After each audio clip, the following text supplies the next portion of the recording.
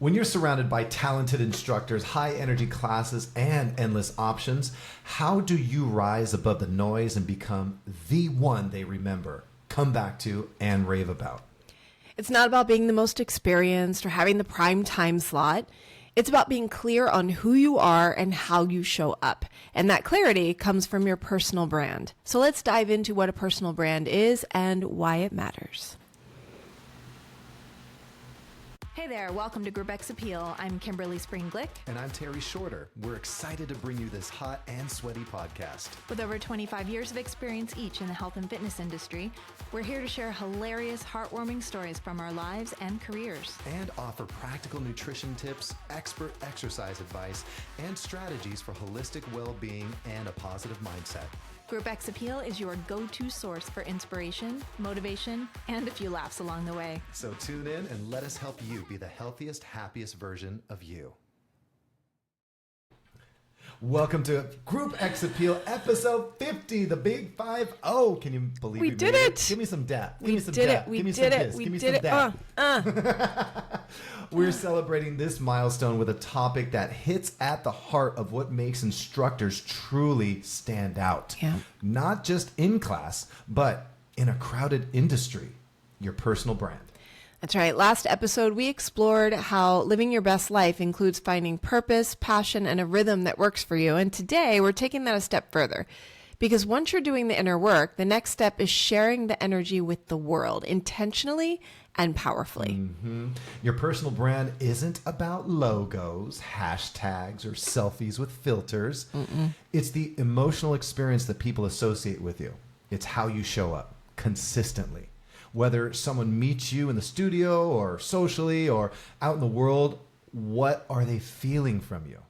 This isn't just for fitness instructors either. If you're a participant who wants to live with more intention, connection, or confidence, understanding who you are, your brand, your own essence, it matters too. Because how you carry yourself, that is your brand. Yes. So in terms of the definition, a brand, a personal brand, is the unique combination of skills, personality, values, and voice. And that shapes how others perceive you. So it's not just what you say you do, it's what people experience when they're around you. It's really the feeling that you leave behind. Yeah. Right? When you enter the room and when you leave the room. Yeah. And when I think about it, because your personal brand is your personality, it's a culmination of all of your unique life experiences and wisdom and skills that you've learned and insight that you bring to the table, which means that just by really being able to own who you are, there's no one else out there like you. Not duplicatable. There's no one in all of the thousands of years that have passed. There's never been another you. And in all the thousands of years yet to come, there will never be another you. And So I think that's... Be you. Be you. Yeah. Like this is about being very intentional about owning who you are. And so it really matters for everyone, as we discussed, but let's talk about why it matters for instructors. If you're a group fitness instructor or even a trainer, wellness professional, let's face it, we're in a pretty saturated space. It's a busy space. Talent is everywhere. So talent alone is not enough. You have to be intentional about how you present yourself, as we said before, who you are and how you show up, because your brand is what builds trust. So if you're not showing up authentically, who you are, you're not going to be able to build that trust, because you're talking about being able to show up in a way that it attracts the right people to you, to your classes, to your offerings. It can absolutely set you up for new opportunities that you might not even see coming yet. And most of all, it helps you just stay true to your purpose without, chasing every trend out there or trying to be like someone else. Yeah. Because that happens all the time. Yeah, it does. More than ever nowadays. So, when your brand is aligned with who you are, you don't have to hustle to prove yourself. You just simply attract, right? And that's what we all want. I would love to be able to attract. So hopefully that's what you want as well. Yeah. So in terms of...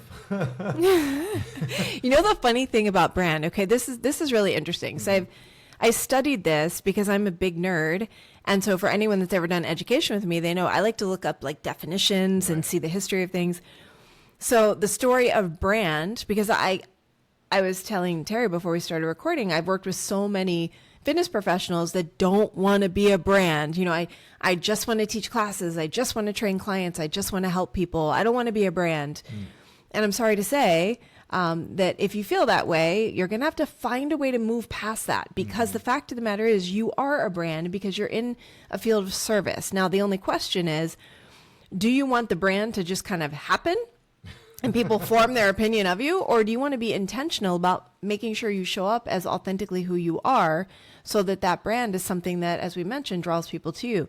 But what's funny is that originally the definition of brand was the fact that cattle was branded. So they would have a brand on it. So if the cattle accidentally got past a gate or something and was found by another farmer, it would know who to bring it back to, who that cattle belongs to. And then in the 1800s, I think it was like 1880s, the brand basically became a logo. And one of the earliest well-known brands, of course, is the Coca-Cola logo. So people would see a logo and associate it with a product. So it was very product-driven. And then it became more business-driven because people would associate a brand with a company. So that's when logos started becoming popular. Like you've got the T for Toyota, you've got the Lululemon logo, you've got the Starbucks logo. Where you see the logo, you automatically know the business that it represents, the organization it represents, and then you have an association, hopefully a good association as a customer or a potential customer with that brand. But it's just expanded so much since then in the last, I would say, 20 to 40 years, where a brand now really is about experience, which is why it now applies to not just businesses and organizations and products, but individuals. Yeah, this is about experiences that we create for people. And so when you're talking about having a personal brand, just like, you know, Pepsi versus Coca-Cola, I don't want to give that example. It's an unhealthy example. Toyota versus Honda, you know, people have very strong opinions of which is better, Toyota or Honda, based on their experiences. That's because of the brand each have built. So there will be people that have a reason to choose. I'm a Toyota girl. I will always choose Toyota, and I have my reasons for choosing Toyota over Honda.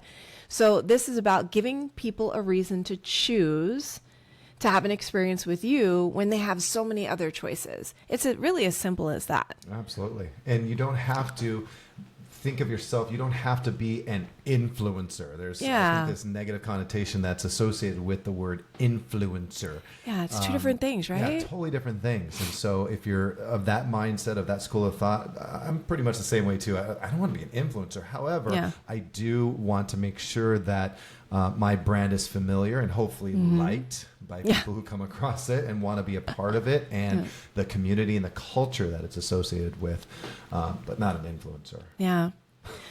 So if you were to describe your brand in, I don't know, 5 words or less, how would you put these words together that would allow people who have never crossed paths with you to know kind of what they're stepping into if they come take a Terry Shorter class?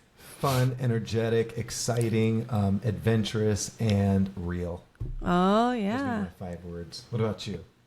Oh, goodness. I would say funny.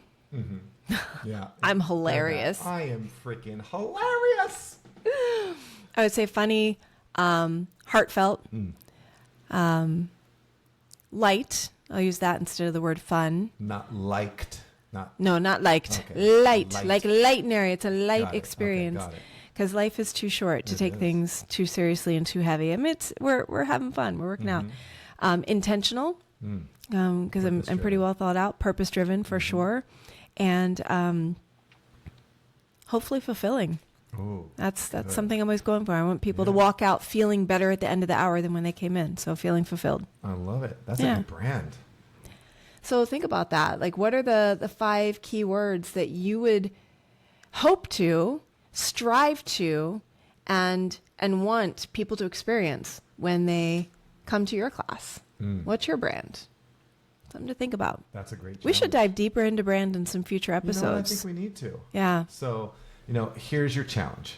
Start paying really close attention to the message that you're sending through your energy, through your voice, your presence, and of course, again, one of the most important things, your consistency. It's huge. Ask yourself, am I showing up with intention or leaving my brand up to chance. Yeah, don't do that. Yeah. Don't do that. And for participants that might be listening, you have a brand too. Yes, you do. The way you show up in your life, in your friendships, and within your fitness journey, because you're part of a community. You know, it's all part of your story. And we just encourage you to own it. Yeah. Own it authentically who you are. You don't have to be anyone that you are not. Shape your journey and don't be afraid to let it evolve, because we're all in a position where we're ever evolving and growing. Yeah. And like Kimberly said, we will dive deeper into the how in an upcoming episode for sure, we promise. But today, we really want you to, again, just begin asking yourself, what do I want to be known for? You know, what kind of legacy do I want to leave behind? What do people feel when they experience me? And am I being intentional, like she said, with my impact? Yeah. Just know that we are cheering for you. Always. We are rooting for your rise. The world doesn't need another copy. It needs you. Bold, real, and unforgettable. Yes. And so, short episode, but hopefully it was impactful and unforgettable. It's certainly real. Hope so. An important topic for sure. Absolutely. And we thank you so much for celebrating episode 50 of Group X Appeal with Kimberly and I. If this resonated with you on any level, please share it with another instructor or fitness friend who's ready to shine just like you do. And as always, keep showing up, keep growing, and we will see you next week on Group X Appeal. I'm Terry Shorter. I'm Kimberly Spring-Glick. And as always, we wish you another phenomenal day. And why? Because it's a phenomenal day to have. Yeah, it is. Much love.